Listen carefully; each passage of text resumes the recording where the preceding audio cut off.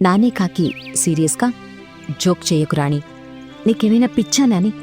ఈ విషయంలో ఎవరైనా జోక్ చేస్తారా? ఇప్పుడు నువ్వు కడుపుతలేవా? నేనే కదే చెప్పేది. నానికాకి కంగారుగా, మా వాడు ఏదేదో ఊహించుకొని ఎలా పడితే అలా వాగాడు. నిన్ను రిషిని కలుపుతానని చెప్పి వెళ్ళిపోయాడు. వాడికి ముందు ఈ విషయం చెప్పాలి, లేదంటే వాడు రిషి పిచ్చుక దగ్గరికి వెళ్తాడు. రిషి పిచ్చుక ఎక్కడ ఉంటాడో నేను చెప్పలేదు కదా నాని. ఆయన కోపంగా ఇంటికి వెళ్ళి ఉంటారు. అయితే పదరాణి, మనం కూడా ఇంటికి వెళ్దాం. మీనా, నువ్వు మంచి చేయకపోయినా పర్వాలేదు, కానీ పచ్చని కాపురాలలో మాత్రం చిచ్చు పెట్టకు. నీకు పెళ్ళై 3 ఏళ్లవుతున్నా ఇంకా పిల్లలెందుకు కలగటం లేదోనని ఆలోచించుకుని నీ కాపురాన్ని చక్కబెట్టుకునే ప్రయత్నం చెయ్యి. రాణి, అక్కడ వాడు ఏం చేస్తున్నాడో ఏమోనని నేను కంగారు పడుతుంటే ఇక్కడ నువ్వు ఈ మీనాకి క్లాస్ తీసుకుంటున్నావా? పద అని నానికాకి రాణి పిచ్చుకను తీసుకుని అక్కడి నుంచి బయలుదేరి రాణి వాళ్ల ఇంటికొచ్చారు. తలుపు తెరిచి ఉంటుంది. తలుపు తెరిచి ఉందంటే వాడింట్లోనే ఉన్నాడు. రాణి, నువ్వు వెళ్ళు. నువ్వు కూడా లోపలికి రా నాని, టీ పెడతాను అని రాణి పిచ్చుక చెప్పగానే ఇద్దరు కలిసి ఇంట్లోకి వెళ్లారు. రాజుకాకితో పాటు ఇంట్లో సామాన్లు కూడా కనిపించలేదు. రాణి పిచ్చుక, నానికాకి ఆశ్చర్యంగా ముఖాలు చూసుకున్నారు. వాడింటికి రాలేదు. ఇంట్లో దొంగలు పడ్డారు. నువ్వు ఇంటి దగ్గరే ఉండు రాణి, వాడెక్కడ ఉంటాడో నాకు తెలుసు. నేను వెళ్ళి తీసుకొస్తాను. సరే నాని, ఆయనను తీసుకుని తొందరగా రండి. నేను ఈలోపు ఇంట్లో జరిగిన దొంగతనం గురించి వాకప్ చేస్తాను అని రాణి పిచ్చుక చెప్పగానే నానికాకి వెళ్ళిపోయాడు. ఈ దొంగలేమెత్తుకెళ్లారో ఏమో కదా అనుకుని ఇల్లంతా చూస్తుండగా శశి పావురం వచ్చింది. రావే శశి, నేనే నీ దగ్గరికి వద్దామనుకున్నాను. శశి పావురం కోపంగా, పాపిష్టిదానా, నువ్వింత పని చేస్తావనుకోలేదు. థూ. ఏమిటి శశి, ఏం జరిగింది? ఎందుకలా తిడుతున్నావు? శశి పావురం కోపంగా, చేయాల్సిందంతా చేసి ఏం తెలియని నంగనాచిలా ఏం జరిగిందని అడుగుతున్నావా? శశి, నోరింది కదా అని ఇష్టం వచ్చినట్టు మాట్లాడుకో. ఏం జరిగింది? ఎందుకలా తిడుతున్నావో ముందు చెప్పు. శశి పావురం కోపంగా, భర్తలో లోపం ఉంటే హాస్పిటల్లో చూపించుకోవాలి గాని ప్రేమించిన వాడితో తిరగడం ఏమిటి, కడుపు తెచ్చుకోవడం ఏమిటి అని శశి పావురం అనడంతో రాణి పిచ్చుకకు అప్పుడు అర్థమైంది. రాణి పిచ్చుక తనలో తను, నా భర్త నేను కడుపుతో ఉన్నానని, తండ్రి మాత్రం తను కాదని, నేను ప్రేమించిన రిషి అని అందరికీ చెప్పి నన్ను చెడ్డదాన్ని చేసే ప్రయత్నం చేస్తున్నాడు. తను సింపతి తెచ్చుకుంటున్నాడు. ఇప్పుడు నేను ఏ ముఖం పెట్టుకుని బయట తిరగాలి? ఎలా అందరితో మాట్లాడాలి? నిజమేమిటో తెలుసుకోకుండా నన్నిలా నిందల పాలు చేయటం ఈయనకి భావ్యం కాదు కదా అనుకుంటూ కన్నీళ్లు పెట్టుకుంటుంది. శశి పావురం కోపంగా, చేయాల్సిన ఘనకార్యం చేసి ఈ దొంగేడుపెందుకో? నువ్వు మాతో ఉండొద్దు, ఇక్కడి నుంచి వెళ్ళిపో అంది. రాణి పిచ్చుక బాధగా, అది కాదు శశి, ఆయన చెప్పింది విన్నప్పుడు నేను చెప్పేది నేను విననే. కావాలని ఏ భర్త తన భార్య తప్పు చేస్తుందని చెప్పుకోడు కదా. అయినా రాజుకాకి నీకేం తక్కువ చేశాడే? ఒక్క నిమిషం ఆగు శశి, నేను చెప్పేది కూడా విను. నువ్వేం చెప్పినా నేను వినను.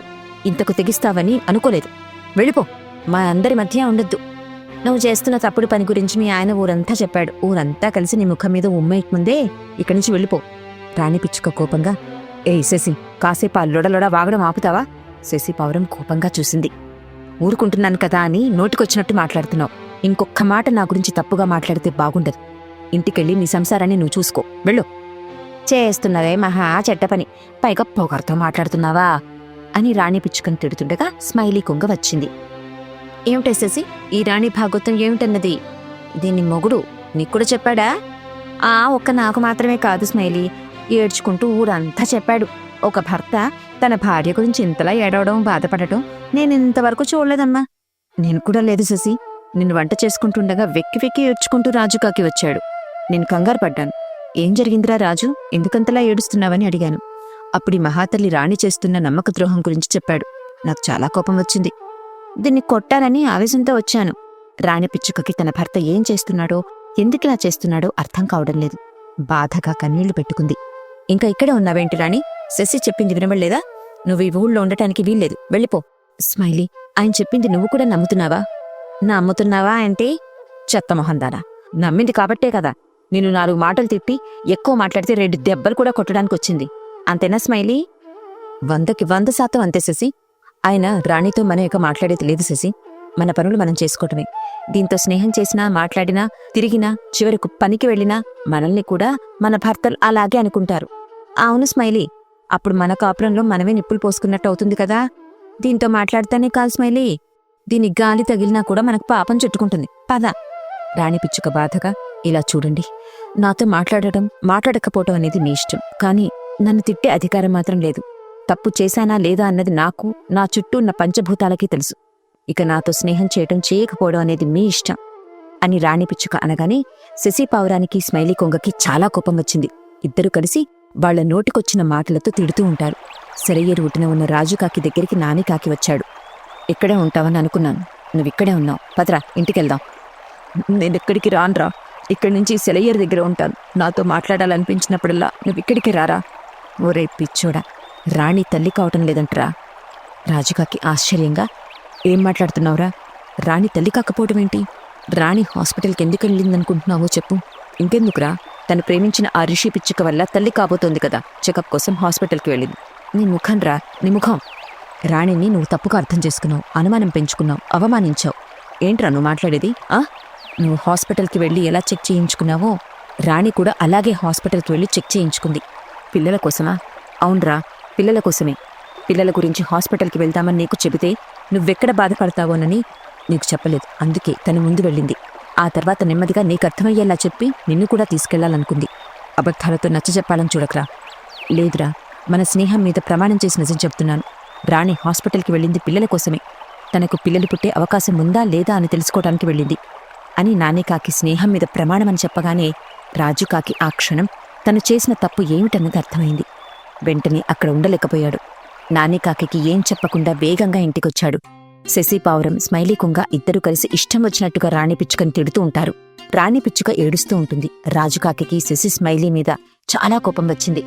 ఇంతకు మించి ఒక్క మాట నా భార్యనన్నా ఏం చేస్తానో నాకే తెలీదు, నా ఇంట్లో నుంచి వెళ్ళండి అని రాజుకాకి అంటుండగా నానికాకి వచ్చాడు. శశి పావురం, స్మైలీ కొంగ ఆశ్చర్యంగా చూస్తారు. మీకే చెప్పేది, వెళ్ళండి నా ఇంట్లో నుంచి. నా భార్య దేవత అని నాకు తెలుసు, కాని మీరు రంగులు మార్చే ఊసరవెల్లులని నా భార్యకి అర్థమవడానికే నేనిలా చేసింది అని రాజుకాకి చెప్పాడు. శశి, స్మైలీ అయోమయంగా చూసుకున్నాయి. నానికాకి తనలో తను, వామ్మో, ఈ రాజుగారు భలే తెలివిగా ప్లేట్ తిప్పేశాడుగా అనుకుని రాజుకాకిని చూస్తుంటాడు. ఏరా నాని, చెప్పరా వీళ్ళకి, తీసుకెళ్ళు నా ఇంట్లో నుంచి. పదండి పదండి, వాడు చెప్పాడు కదా, ఇంకా బుద్ధి లేకుండా ఇక్కడే ఉన్నారు, పదండి. ఎవరు ఎక్కడికి వెళ్ళొద్దు, ఇక్కడే ఉండండి. మీరు చెప్పండి, ఏంటిదంతా, ఎందుకు చేశారు? ఎందుకు నా బతుకుని అందరి ముందు నవ్వులు పాలు చేశారు? చెప్పండి అంటూ రాణి పిచ్చుక ఏడ్చింది. ఏడవకు రాణి, వీళ్ళని ముందుగా మన ఇంట్లో నుంచి వెళ్ళనివ్వు, ఆ తర్వాత మనం మాట్లాడుకుందాం. నన్ను అవమానించి లేని తప్పుడు సంబంధాన్ని అంటకట్టి నేను తప్పు చేశానని ఊరంతా చెప్పుకున్నారు. మీకు కావలసిన సానుభూతి వచ్చింది, కానీ పోవాల్సిన దానికంటే నా విలువ ఎక్కువగానే పోయింది. ఇప్పుడేం చెప్తే పోయిన విలువ వస్తుంది? రాణి, నువ్వు ఆవేశపడకు, నిదానంగా మాట్లాడుకుందాం. ఇప్పుడు వీళ్ళని వెళ్ళనివ్వు. సరే వెళ్ళండి అని రాణి పిచ్చుక చెప్పగానే శశి పావురం, స్మైలీ కొంగ వెళ్ళిపోయాయి. నేను కూడా వెళ్తున్నాన్రా రాజు అని నానికాకి వెళ్ళిపోయాడు. నేను తప్పు చేశాను రాణి, ఇప్పుడే నేను నా తప్పును సరిదిద్దుకుంటాను అని రాజుకాకి పంచాయతీ ఆఫీస్కి వెళ్లి మైక్లో, రాణి, భార్యాభర్తల బంధం అంటే ఒకరి మీద ఒకరికి నమ్మకం ఉండాలి. నా పొరపాటు వల్ల దేవతలాంటి నిన్ను అనుమానించి తను చేయని తప్పుకి ఊరందరి ముందు దోషిలా నిలబెట్టాను. ఊరి వాళ్ళందరికీ ఇప్పుడు చెబుతున్నాను వినండి. నా భార్య మీద ఇంతకుముందు చెప్పింది మొత్తం అబద్ధం. నా భార్య దేవత అని రాజుకాకి చెప్పిన మాటలు విని రాణి పిచ్చుక సంతోషపడింది. శశి, స్మైలీ తలదించుకున్నాయి. రాణి, నువ్వు చెప్పేది వినకుండా నిన్ను తప్పుగా అర్థం చేసుకునేందుకు ఊరంతా వింటుండగా నిన్ను క్షమాపణలు కోరుతున్నాను రాణి, నన్ను క్షమించు. ఇంకెప్పుడు నిన్ను బాధపెట్టను, ప్రమాణం చేస్తున్నాను అని చెప్పి రాజుకాకి ఇంటికొచ్చింది. రాణి పిచ్చుక సంతోషపడింది.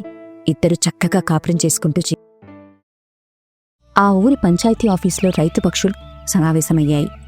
వాళ్లు వేసిన రకరకాల పంటల గురించి చర్చించుకుంటూ ఉన్నాయి. దేవగ్రద్ద, మనమందరం మాట్లాడుకుని తలా ఒక పంట వేయడం మంచిదైంది. అవును దేవన్న, ఇప్పుడు మార్కెట్లో అన్ని పంటలకు మంచి ధర ఉంది. 2-3 రోజుల్లో కోత మొదలు పెడితే బావుంటుంది. రాజన్న, మీది వరి కాబట్టి వచ్చిన ఇబ్బంది ఏం లేదు. వరి కోయడానికి మిషన్ వచ్చింది, ఒక్క రోజులో పనైపోతుంది. మాదలా కాదు కదా. దేవన్న పత్తి, నేను మిర్చి, వాసన్న మొక్కజొన్న, బాలన్న పల్లి వేశాం. ఇప్పుడు మాకే కష్టం వచ్చింది. మామూలు కష్టం కాదు తమ్ముడు, చాలా పెద్ద కష్టం. ఇది డిసెంబర్ నెల, విపరీతమైన చలి, మంచు దారుణంగా పడుతోంది. బయట అడుగు పెట్టలేని పరిస్థితి. ఇక కూలీ వాళ్ళు ఏం చేస్తారు, ఏం వస్తారు? మన పంట పనులు ఎలా చేస్తారు? పంట విలువ, కష్టం విలువ తెలిసిన వాళ్ళం కాబట్టి మనలో మనమే ఒకరికొకరం సహాయం చేసుకోవాలి. కలిసికట్టుగా అందరం మన పంటలను కాపాడుకోవాలి, ఆనందంగా బ్రతకాలి. బాలన్న చెప్పిన ఆలోచన బావుంది కదా దేవన్న? అవును రాజన్న, చాలా బావుంది. మన ఇంటి ఆడాళ్లతో కలిసి ఒకరి పంట తర్వాత మరొకరి పంటని ఏరుకుంటూ పోతే 1 వారం రోజుల్లో అందరి పంటలు ఇళ్లల్లో ఉంటాయి. మరి ముందుగా ఎవరి పంటను మొదలు పెడదాం? మనం మాట్లాడుకుంటూనే అయిపోతుందా ఏంటి? ఇంటి ఆడాళ్ళని కూడా అడగాలి కదా. అసలే ఈ మధ్య వాళ్ళల్లో వాళ్ళకే పడటం లేదు. ముఖాలు తిప్పుకుంటున్నారు. వాళ్ళకి అర్థమయ్యేలా చెప్పి ఒప్పించాలరా. మన మాట కాదంటారా? నేను చెప్తే నా భార్య వింటుంది దేవన్నా. నేను చెప్పినా నా భార్య కూడా వింటుంది దేవన్నా. నాకు అర్థంగా కడుగుతున్నాను. అసలు మీ ఉద్దేశం ఏంటి? మీరు చెప్తే మీ భార్యలు వింటారు, నేను చెప్తే నా భార్య వినదన్నా? రాజుకాకి వాసుకుంగా ముఖాలు చూసుకుని నవ్వుకుంటారు. మనం నవ్వుకున్నది మాట్లాడుకున్నది చాలు. ఇక ఇంటికి వెళ్ళి మన భార్యలను కలిసి పని చేసుకుందామని చెప్పి ఒప్పించాలి. పదండి. అవునవును, వాళ్ళు ఒప్పుకోవడానికి 5 నిమిషాలు పట్టచ్చు, అరగంట పట్టచ్చు, ఒక రోజు కూడా పట్టచ్చు. పదండి పదండి, దేవన్న చెప్పినట్టుగా ముందుగా మనం మన ఇంటి ఆడవాళ్లని ఒప్పించాలి అని అందరూ అక్కడి నుంచి బయలుదేరారు. రాణి పిచ్చుక వేడివేడి చికెన్ చేస్తుండగా రాజుకాకి వచ్చాడు. రాజుకాకి మెచ్చుకోలుగా, వావ్ రాణి, చికెన్ చేస్తున్న వాసన వీధి చివరి వరకు వస్తోంది తెలుసా? మెచ్చుకుంది చాలు, పోయిన పనేమైందో చెప్పండి.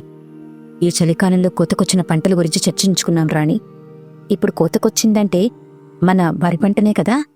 అవును రాణి, మనది వరి కాబట్టి మిషన్తో 2-3 గంటల్లో పనవుతుంది. మన తోటి రైతుల పంటలు వరి పంటలు కావు కదా. చెప్పాలనుకున్న విషయం సూటిగా చెప్పండి. ఈ చలికాలం కూలీ వాళ్ళు దొరకడం చాలా కష్టం కదా రాణి. అందుకని నన్ను కూలీగా వెళ్ళమని చెప్తున్నారా? కూలీ అని ఎందుకు అనుకుంటావు రాణి? మన తోటి రైతు కుటుంబం. మనకు కష్టం వస్తే వాళ్ళు, వాళ్ళకు కష్టం వస్తే మనం, ఇలా ఒకరికొకరం సహాయం చేసుకోవాలి. పరిస్థితిని బట్టి సర్దుకుపోవాలి. సరేనండి, ముందుగా మన పంట పని పూర్తి కానివ్వండి. ఆ తర్వాత వాళ్ల పంటల గురించి ఆలోచిద్దాం. చికెన్ అయితే నాకు అన్నం పెట్టు. అయ్యాక పిలుస్తాను, వెళ్ళి కాసేపలా నడుం వాల్చండి అని రాణి పిచ్చుక చెప్పగానే రాజుగాకి బెడ్ మీద పడుకుని దుప్పటి కప్పుకుంది. టీవీ చూస్తున్న శశి పావురం దగ్గరికి వసీ పావురం వచ్చాడు. ఏమోయ్, ఏమిటోయ్? తిందాన్రా. నేను తినేశాను, తమరు పెట్టుకుని తినండి, నేను టీవీ చూస్తున్నాను. వారెవ్వా, ఈ తరం భార్య అంటే నువ్వే శశి. భర్త లేనప్పుడు తినడమే కాకుండా భర్త వచ్చిన తర్వాత కూడా అన్నం పెట్టకుండా టీవీ చూస్తున్నావు చూడు. ఇందుకోసమైనా నీకు ఉత్తమ భార్య అని సత్కారం చేయాల్సిందే. మన ఇంటి ముందు నీ విగ్రహం పెట్టాల్సిందే. చాలే సంబడం, వెళ్ళి పెట్టుకుని తినండి. వసీపావురం ఏం మాట్లాడకుండా అన్నం పెట్టుకుని తింటుంటే కరెంటు పోయింది. టీవీ ఆఫ్ అయింది. తిట్టుకుంటూ వసీపావురం దగ్గరికొచ్చింది. శశిపావురంతో రైతులు మాట్లాడుకున్న విషయం గురించి చెప్పాడు. అయ్యో, ఎంత మాట, తప్పకుండా సహాయం చేస్తాను. వాళ్ళు నాకు చేసినప్పుడు నేను కూడా చెయ్యాలి కదండీ, అది కనీస ధర్మం. వసీపావురం రాణి దగ్గరికి వెళ్ళి, తప్పు నాది లేదని నాకే కాదు రాణికి కూడా తెలుసు. అయినా గొడవలొద్దు కాబట్టి నేనే వెళ్ళి సారీ చెప్తాను, మాట్లాడతాను అని ఇంట్లో నుంచి వెళ్ళిపోయింది. బాలు చిలుక ఇంటికొచ్చేసరికి మీనా చిలుక పక్కింట్లో ఉంటున్న స్మైలీ కొంగతో మాట్లాడుతూ ఉంటుంది. అన్నయ్య, మా ఆయన రాలేదు. వచ్చాను కదా అంటూ వాసుకొంగ వచ్చాడు. ఎవరింట్లోకి వాళ్ళు వెళ్ళిపోయారు. స్మైలీ కొంగతో విషయం చెప్పి వాసుకొంగ ఒప్పించారు. మీనా చిలుకతో, అది మీనా జరిగింది, నీకు విషయం మొత్తం అర్థమైంది కదా? అర్థమైందండి. మన పెళ్లి చేసేటప్పుడు వచ్చిన వాళ్ళకే నేను వెళ్తాను, అంతే తప్ప అందరి పొలాలకు వెళ్ళి పనులు చెయ్యను, సరేనా అని మీనా చిలుక ఒప్పుకోవడంతో పాలు చిలుక కూడా సంతోషపడతాడు. అలా సమయం గడుస్తూ ఉంటుంది. మధ్యాహ్న సమయానికి గాలి బలపడింది. ఏదో తుఫానుకు ముందస్తు హెచ్చరికలా ఉన్న గాలి. ఇళ్లల్లో ఉన్న రైతులందరూ భయపడుతున్నారు. ఏమిటండి ఈ గాలి? ఏదో అనుమానంగా ఉంది. అవును రాణి, నేను గమనిస్తున్నా. కాని మనం ఏం చేస్తాం? ఈ చలికాలంలో అలా అప్పుడప్పుడు అకస్మాత్తుగా వాతావరణం మారడం, గాలి వీచడం జరుగుతోంది రాణి. మనం భయపడాల్సిన పని లేదు. నాకెందుకో ఈ గాలిని చూస్తుంటే నమ్మబుద్ధి కావడం లేదు. రాణి, అన్ని పంట పొలాలు కోతకు సిద్ధంగా ఉన్నాయి. ఒక్క వారం రోజులు వాన పడకూడదని దేవుళ్ళని వేడుకుందాం, మనం నమ్మకం పెట్టుకుందాం అని రాజుగాకి చెబుతున్న మాట పూర్తి కాకముందే టపటపా చినుకులు పట్టాయి. అందరూ అకాల వర్షాన్ని చూస్తూ ఎంతో బాధపడుతున్నారు. ఎవరి ముఖాల్లోనూ నవ్వులేదు. వాన ఒక్కసారిగా దమ్ము పట్టినట్టుగా ఉధృతమైంది. రైతుల హృదయం తడిసి ముద్దయింది. 4 దిక్కులా భయంకర శబ్దం. రాత్రి 11 దాటాక కూడా పడుకోకుండా బాలు చిలుక కిటికీ దగ్గర నిలబడి బయటికి చూస్తూనే ఉన్నాడు. ఏమండి, ఇంకెంతసేపు చూస్తారా వానని? పదండి పడుకుందాం అని చెప్పింది. బాలు చిలుక కళ్ళల్లో నీళ్లు.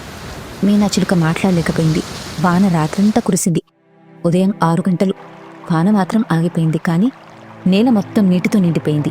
పొలాల్లోకి వెళ్లే దారులు చెరువుల్లా మారాయి. అతి కష్టం మీద రైతులందరూ కలిసి పొలాలకు వెళ్లారు.